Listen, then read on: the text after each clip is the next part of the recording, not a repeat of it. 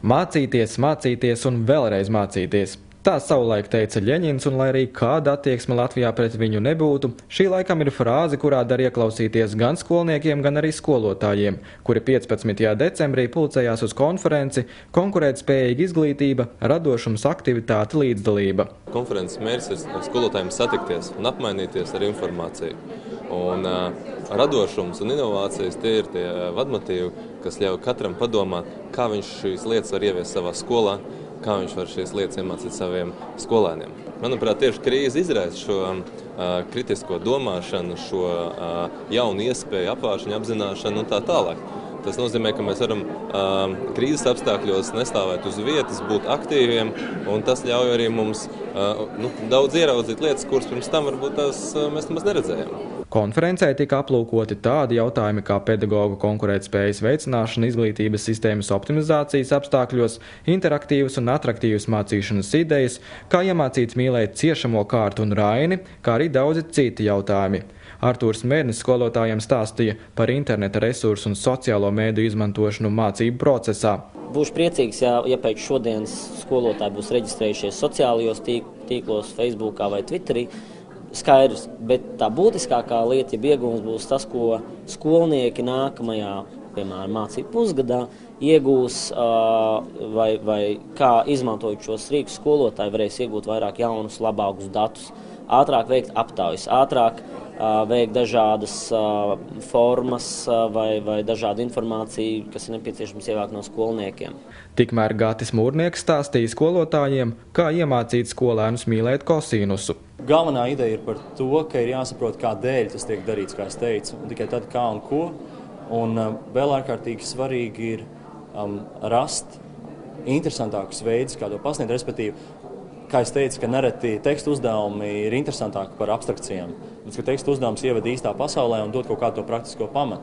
Savukārt, ja to tekstu uzdevumu vēl padara reālāku, respektīvi meklē kaut kādas analoģijas, mēs runājam par to, ka viens no veidiem, kā apgūt Eiropas galvaspilsētas, būtu stāstīt par Eirovīzijas konkursu.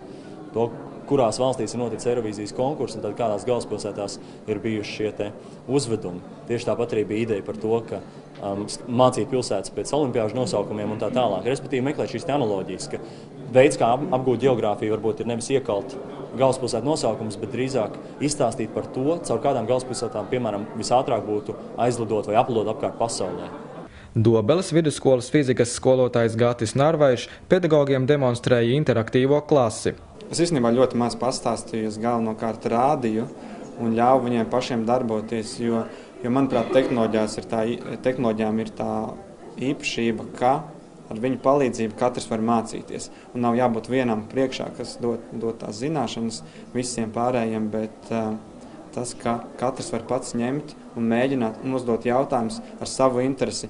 Un tas bija tieši tas, ko šodien darīju. Ļauju viņiem darboties ar simulāciju, biju sagatavojis jautājumus un ļauju pašiem pētīt, uzzināt kaut kādas lietas, likumsakarības un uzdot jautājumus. Tas ir dārgs prieks, bet tas dod rezultātus. Un iespējams, ka tie rezultāti ir daudz labāki nekā to neizmantojot.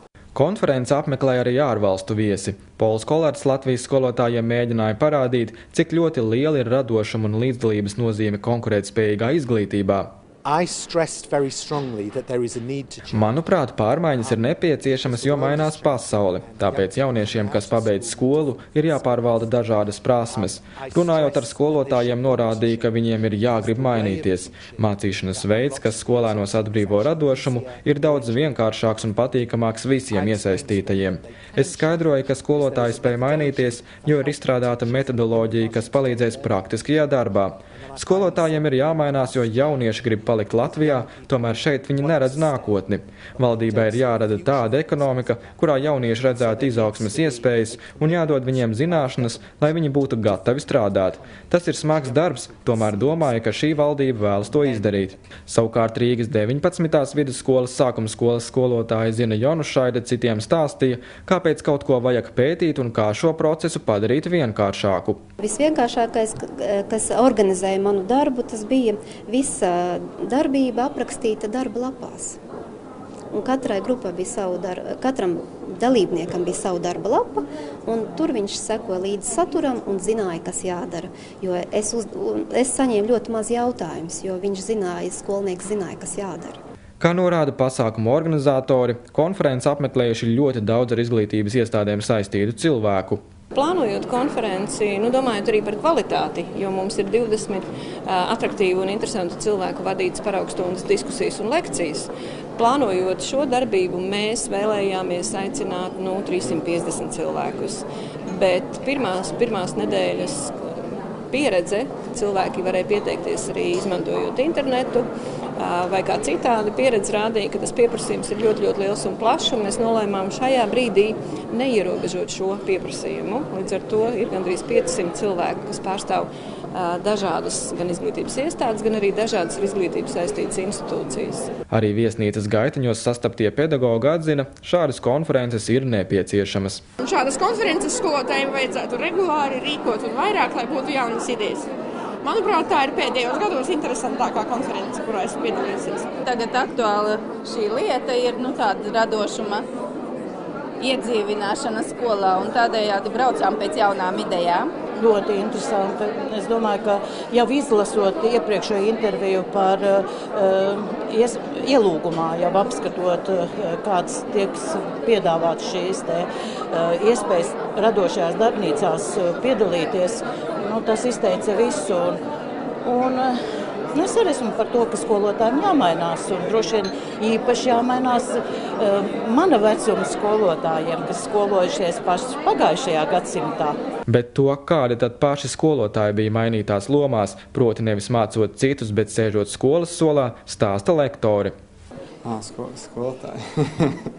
Īstenībā viņi bija ļoti aktīvi un visu laiku mēģināja atbildēt uz jautājumiem un paši uzdeva jautājumus un darbojās līdz procesam. Varbūt brīžiem gāja grūtāk ar tehnoloģiju izmantošanu tieši, kas tur jāuzspiež, kas ir kā jādabū, bet iesaisti bija milzīgi iekšā tajā stundā un tajā procesā. Manuprāt, jā, viss ir labi, un viņi pieraksta. Es redzu, ka viņiem tas interesē, un es tagad saprotu, kā ir, kad būtu skolniekam. Es esmu daudz prezentācijas lasījis, bet es redzu, ka šeit ir cilvēki, kuri augsto zināšanu, kuriem tas ir nepieciešams. Viņi sēž ar atvērtām kladēm, ar sagatavotām pilspalvām, un viņi skatās, un viņi ir gatavi pierakstīt katru adresi vai katru faktu, ko es minu prezentācijā, tāpēc ļoti pateicīga auditorija īstenībā. Jā. Visai bailīgi jāsaka. Sākotnēji tā šķita, bet tad jau ar laiku atraisījās. Acīm redzot, uzdevums par to, ka man jāpiesaist uzmanību un jārada savu veidu autoritāti izdevās, jo tikai uz vidi, kad es sāku viņus tiešām iesaistīt, tad parādījās pirmās rokas. Un vienmēr ir tie, kas ir vairāk gatavi runāt un tie, kas mazāk. Bet vispār labi sajūta apmainīties lomām. Viņi ļoti labi, man liekas, tāpēc, ka viņi ir saprot to pasniedzēju. Viņi saprot to skolotāju gadījumā, ja viņi būtu nedisciplinēti, kā viņš uztos. Es domāju, ka viņi ļoti izprotoši. Bet par šo auditoriju man nekādu baiļu nav, tāpēc, ka es esmu bijusi vienreiz mūžā tādas auditorijas priekšā, kuras, domāju, pēc tam man nekas vairs nešķitīs briesmīgs. Tas bija pirms pāris gadiem, es biju visu Latvijas psihiatru kongresā, es viņiem vadīju saviesīgo daļu. Sēdēties priekšā, kā es tad jutos. Es nostājos visu Latvijas psihiatru priekšā, un es jutos, kā izpētes objekts, tas bija mazākais. Tagad man pēc tā nekas nav briesmīgs. Tas, vai kopā spēsim mainīt izglītības sistēmu un padarīt to radošāku, atkarīgs ne tikai no cilvēkiem augstākajos varas gaiteņos, bet arī no katra pedagoga individuāli.